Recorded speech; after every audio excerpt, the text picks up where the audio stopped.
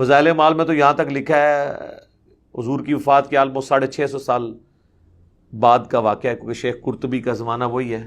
وہ کہتے ہیں جی ایک نوجوان تھا جسے کشف ہو جاتا تھا کون جنت میں ہے کون جہنم میں. تو وہ بزرگ کہتے ہیں کہ جی میں نے کہا شاید یہ ویسے ہی گپے مارتا ہے. اس نے چیخ ماری اور کہا کہ میری ماں کو جہنم میں لے کے جا رہے ہیں. تو کہتے ہیں میں نے یہ سنا ہوا تھا کہ جو 70,000 دفعہ کلمہ پڑھ کے کسی کو بخش دے تو اس کی مغفرت ہو جاتی ہے. تو ایک نصاب میں نے سنبھال کے رکھا ہوا تھا، ایک بنڈل آف 70,000 کلمہ شریف ٹی سی ایس کے لیے میں نے رکھا ہوا تھا. بس اس پہ ایڈریس لکھنا تھا، سٹیکر لگانا رہندا سی. میں فوراً سٹیکر لایا، یعنی میں نے دل میں اس کو اصال ثواب کر دیا.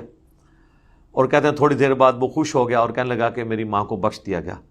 تو بزرگ کہتے ہیں کہ اس واقعے سے مجھے 2 فائدے ہوئے. ایک تو مجھے یہ پتہ چلا کہ یہ حدیث ٹھیک ہے، یہ 70,000 دفعہ کلمہ کسی کو بخشنے سے چاہے انہیں کام چک کے رکھا ہوئے وہی مغفرت ہو جاتی ہے. ٹھیک ہے. اور دوسرا اس کے کشف کی بھی تصدیق ہو گئی کہ واقعی مطلب وہ ٹھیک بول رہا تھا پہلے. یار یہ کشف کی تصدیق تو تب ہوگی جب آپ بھی دیکھ رہے ہوں.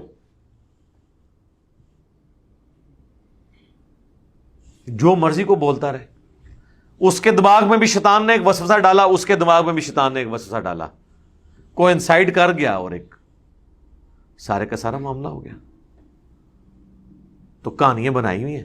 ابھی یہ پچھلے دنوں اقرار الحسن صاحب نے ایک پروگرام کیا نا، اس میں وہ ایک سید بنا ہوا ہے اور وہ گرم کر کے نا وہ درانتی سی وہ اپنی زبان پہ رکھتا ہے. کہتا ہے اصلی سید کی نشانی ہے کہ وہ رکھتا ہے. وہ آپ تے گرم کر کے رکھ سکتا ہے، اسی گرم کر کے رکھی نا ہاں تو پھر کوئی سید نہیں بچنا. ٹھیک ہے، اندازہ کرو یار اس طریقے سے ہوتا ہے. اصلی سید تو ہے جو رسول اللہ کے ساتھ اٹیچ ہے نا. تو نبی علیہ السلام کے تو اپنے دانت 4 شہید ہو گئے غزوہ احد میں، بخاری مسلم میں آتا ہے. اور سورۃ الاعراف میں آیا کہ اے نبی تم فرماؤ اگر میں غیب جان لیتا تو میں بہت سی بھلائیاں جمع کر لیتا اور مجھے کبھی کوئی تکلیف نہ پہنچتی، میں خیر کثیر سمیٹ لیتا. ظاہر جس کو مستقبل کا پتہ چل جائے کہ میرے ساتھ یہ ہونے والا ہے وہ تو پہلے ہی پلان کر سکتا ہے. تو یہ خام خواہ انہوں نے چیزیں بنائی ہوئی ہیں. باقی مجھے ضمناً یاد آ گیا کیونکہ وہ مولانا تقی عثمانی صاحب جو ہے وہ، اب اندازہ کریں یہ لوگ علماء کو پڑھا کے فارغ کرتے ہیں نا تو آخر میں اپنی مور کیا لگا رہے ہیں یہ باتیں. وہ آخری درس حدیث ہو رہا ہوتا ہے اور اس میں یہ سنا رہے ہیں کہ جی امام حنیفہ کو گناہ دھلتے ہوئے نظر آ جاتے تھے. اب مجھے بتائیں جس مولوی کو درس نظامی کے کورس میں اینڈ پہ مفتی اعظم پاکستان یہ کہانی کرا کے رخصت کریں گے، انہیں آگے جا کے وڈیاں کہانیاں کرانی ہیں نا. کوئی قرآن بیان کرو، کوئی حدیث بیان کرو، کہانیاں کرا کے تو آگے. اللہ نے ہمارے اکابرین کو ایسا بنایا تھا، نالے بھی کہتے ہیں اللہ تبارک و تعالیٰ نے ہمارے اکابر کو ایسا بنایا. ہمیں پتہ چل گیا جی کابرین کو کیسا بنایا تھا. ایک اکابر کی تو ویڈیو لیک ہوئی ہے نا مفتی عزیز صاحب کی.